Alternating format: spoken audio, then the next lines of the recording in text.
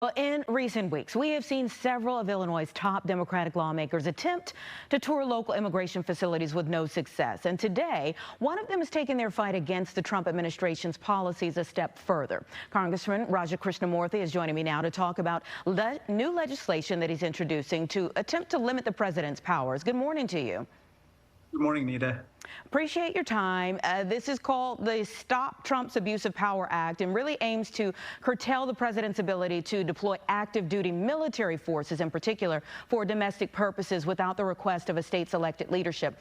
Thus far, the Supreme Court has sided with the president on this issue. So how would this change anything that we've seen in L.A. or prevent it from happening here? As you know, in California, President Trump deployed active duty military against U.S. citizens without the consent or request or approval of the governor or the mayor.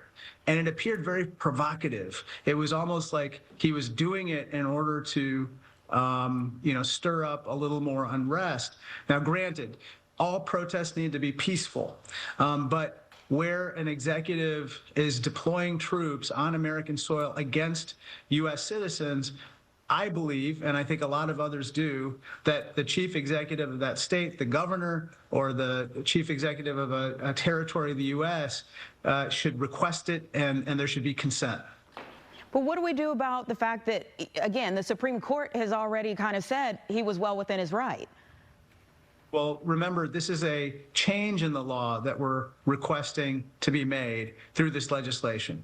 And so if we change the law, the Insurrection Act specifically, to require that consent be obtained with regard to the chief executive of the state or territory, then the courts will interpret it accordingly. Okay, yeah, thank you. You say this is about constitutional checks on executive authority, much like what you and your colleagues have said regarding agents refusing your request to tour the South Loop immigration facility. But that hasn't changed the fact that none of you have been granted access. So what do you say to people who maybe call these political stunts? The first campaign ad of your new Senate bid does talk about fighting back.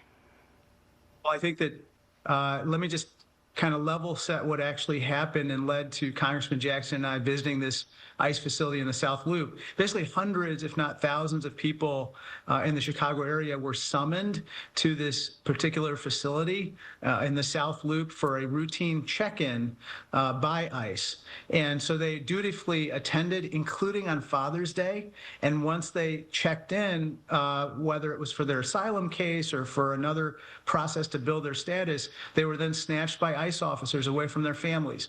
Now, look, we want a secure border. We want a legal immigration system that works. But this type of activity by ICE is not correct. It's not proper. I believe it's illegal. And it was a kind of a scammy text to entrap these people who were otherwise trying to follow the rules and regulations to build their case.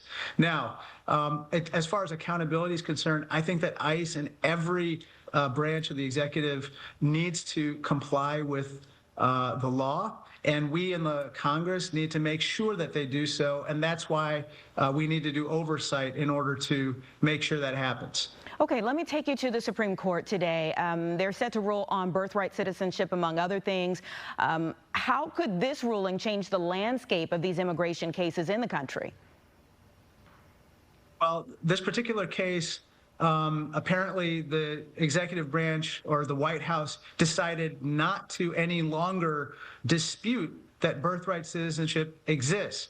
Instead, what they're focused on is whether a district court in any particular jurisdiction has the ability to have basically a nationwide injunction authority and the power to make sure that the federal government all over the country complies with its rulings.